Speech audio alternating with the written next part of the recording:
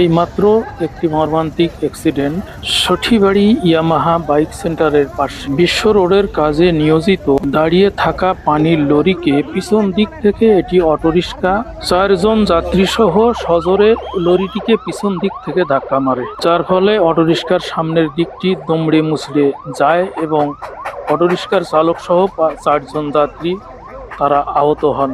তৎক্ষণাৎ আহতদের উদ্ধার করে সঠিবাড়ি ফায়ার সার্ভিসের কর্মীবৃন্দ তাদেরকে মেডিকেলে পৌঁছার ব্যবস্থা করেন। আহতদের জন্য আমরা সকলেই দোয়া করি, আল্লাহ তাআলা যেন ওনাদের সুস্থ করেন। আমি যখন ভিডিও করি তখন ওনাদের পরিচয় কেউ বলতে পারতেছিল না, এজন্য ওনাদের পরিচয় আমিও সঠিক জানি না।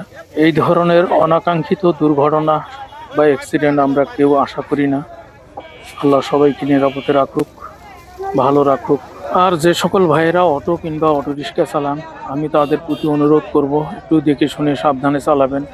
আপনারা দেখছেন অটোটির কী অবস্থা, সজোরে সে পিছন থেকে সেই লরিকে ধাক্কা মেরে সে নিজেও আহত, যাত্রীরাও আহত। তাদের কী অবস্থা আল্লাহ পাকে ভালো জানে।